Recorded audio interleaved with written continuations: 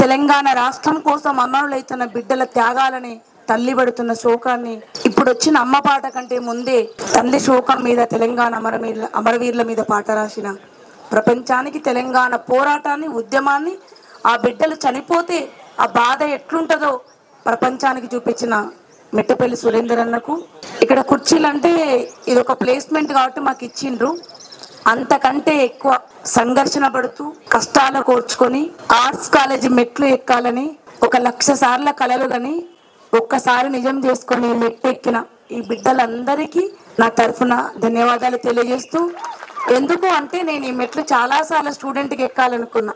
ఉద్యమంలో రోడ్లు పట్టుకొని తిరగడం, చదువు నెగ్లిజెన్స్, సప్లిమెంటరీ చదువు వల్ల ఒక ఇంటర్వ్యూ వరకు వచ్చి నాకున్న రిజర్వేషన్ ఓసీ వల్ల నా ముందున్న వాళ్ళకు సీట్ వచ్చి నాకు సీట్ రాకుండా వెళ్ళిపోయినా, ఏడ్చుకుంటా పోయినా. ఆ రోజు నేను పొలిటికల్ సైన్స్ కోసం వచ్చిన వెళ్ళిపోయినా. ఆ బాధ నాకు ఇప్పటికి ఉన్నది. నన్ను పిలిచినప్పుడల్లా నేను స్టూడెంట్గా రాకుండా సింగర్గా ఎందుకు వస్తా అని బాధపడతా ఆ మెట్లు ఎక్కినప్పుడల్లా. అందుకని బతుకమ్మ నేను చాలా హ్యాపీగా ఉన్నా. నన్ను పిలిచినందుకు హ్యాపీగా లేను, ఇక్కడికి వచ్చినందుకు హ్యాపీగా ఉన్నా. ఎందుకంటే నేను ఇప్పటికీ తెలంగాణ రాష్ట్రం వచ్చిన 11 సంవత్సరాలల్లో గ్రామీణ ప్రాంతంలోనే నేను బతుకమ్మ ఆడిన. మా అమ్మ వాళ్ళది కోటమర్తి, మా అత్తగారు ఊటుకోరు, మా మధ్యన ఏరుంటుంది. ఆ ఏట్లనే అత్తగారులు వదిలిపెడతారు, అమ్మగారుల మొదలు పెడతాం. కానీ ఈ గత 15-20 సంవత్సరాలుగా తంగడు పువ్వు పెట్టకుంటేనే మేము ఊర్లలో బతుకమ్మలు వేరుస్తున్నాం. గునుగు పువ్వు ఇప్పుడు మనం వాడుతున్న కెమికల్ కానివ్వండి, మన మీద వచ్చిన పెస్టిసైడ్ కానివ్వండి, దానివల్ల ఉన్న సహజ సంపద అంతా చనిపోయి గునుగు, తంగడి పువ్వు, ముత్యాల పువ్వు, చామంతి పువ్వు. నేను చిన్నగా ఉన్నప్పుడు బతుకమ్మ పండుగ అంటే పొద్దుగాల 4 గంటలకు లేచి 2 చేతులకు 2 రకాల సంచులు వేసుకొని ఒక బస్త వేసుకొని దాంట్లో అన్ని సంచులు పెట్టుకొని ఒక్క పువ్వు కూడా మా అమ్మ ఎప్పుడు కొనుక్కరాలి, నేను ఎప్పుడు కొనుక్కరాలి. నా దరిద్రం ఏంటంటే నేను మాత్రమే కొనుక్కొస్తున్నా. ఇప్పుడు ఇట్లా పాటలు వాడి నీతులు చెప్తున్నా. నేనైనా సరే ఊరు పోయి ఏరుకుందామంటే ఇట్లా రోజు ఒక ప్రోగ్రామ్ ఉంటుంది. కానీ నాకు హ్యాపీ ఏంటంటే ఒక 3 బతుకమ్మలు 4 బతుకమ్మలు అమ్మవాళ్ళు వేర్చినంత అందంగా, అమ్మవాళ్ళు వేర్చినంత కలగా, అమ్మవాళ్ళు వేర్చినంత ఏమంటారు కలర్లని కాంపిటీషన్ పెడుతూ అంతా జిల్లేడు పువ్వు, తంగిడి పువ్వు, ఆ సోము పువ్వు, గడ్డి పువ్వును కూడా ఇక్కడ వాడుకొని బతుకమ్మలు వేర్చిండ్రు. ఒక 4 మిగతా వాళ్ళు చేయలేదని కాదు, నేను కూడా ఇట్లనే గజ్జి బతుకమ్మలు వేసిన. నా ఇన్స్టాలో పెట్టుకున్న చూడరు మీరు. ఎందుకంటే నాకు సమయం లేదు, పేరువనికి రాలేదు, రోడ్లు పట్టుకొని తిరిగిన కదా, బతుకమ్మ వేసుడు తక్కువైంది. ఒకసారి 4 బతుకమ్మల వాళ్ళకి గట్టిగా చప్పట్లు కొట్టండి, గట్టిగా. మేబీ ఆ బతుకమ్మ ఒక దయ్యి ఉన్నట్టుంది, అందుకే అట్లా అంటున్నారు. ఓకే. ఉయ్యాలో ఏరడ్డమాయే ఉయ్యాలో, ఏరుకు ఎంపళ్ళు ఉయ్యాలో, తోట అడ్డమాయే ఉయ్యాలో. పెత్తరామాసకు ప్రతి ఆడపిల్ల అత్తగారింటికన్నే ఉంటుంది. అన్నొస్తాడో రాడో, తీసుకుపోతాడో తీసుకపోడు.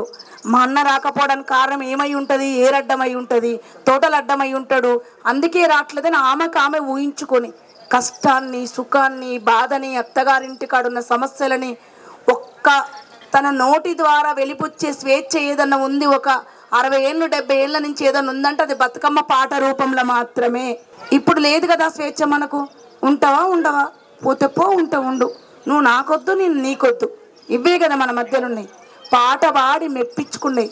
ఆ కోడలు వాడుతుంటేనంట మా నాన్నమ్మ చెప్తుండే, కోడలు వాడుతుండే అత్తకు భయం అవుతుండేనట, ఇది పాట పాడుతుందా నాకు గురించి చెప్తుందా ఈ బతుకమ్మ కాడని. భర్తకు కూడా భయం అవుతుంది, దీని అమ్మ కడుపు మన సద్దుల బతుకమ్మ తోళ్ళన్న తోలుదాం, ఇది లేకపోతే సద్దుల ఈడ పాట పాడింది కాక సద్దుల బతుకమ్మ కూడా ఇంకో పాట పాడుతుందని తోతుండేనట భయానికి. పాటకంత పవర్ ఉన్నది, పండుగలకు పంపిస్తుంది, తీసుకొస్తుంది. పాటకంత పవర్ ఉన్నది, గద్దె మీద కూర్చోబెడుతుంది, గద్దెను దించుతుంది. అందుకని మనమమ్మ చాలా గొప్పగా, మాలాంటి వాళ్ళము, నా తర్వాత వస్తున్న వాళ్ళందరం చాలా ఫీల్ అవుతాం టీవీలలో కనపడి. ఇదంతా పూర్వీకుల నుంచి వచ్చింది, పాట అక్కడి నుంచి వచ్చింది, వాళ్ళు నేర్చుకున్నది, అది రూపాంతరం చెంది ఇక్కడ దానికి వచ్చింది. కానీ చదువు నేర్పే గురువులుగా సమాజంలో భావి భారత పౌరుల్ని తయారు చేసే మీ రేపు మీరు ఇక్కడికి పీజీకి దీనికి వచ్చిందంటేనే 70% అవగాహనతో ఉన్నవాళ్ళు. దయచేసి నేను ఒక్కటే మీ అందరినీ కోరుకుంటున్నా, ఒకసారి వచ్చి నేను ఇక్కడ బ్రేక్ డ్యాన్స్ వేసిపోయినా తప్పదు, నేను చెప్తే ఎవరు వింటారు, వాళ్ళు ఎగురితే నేను ఎగరాల్సిందే.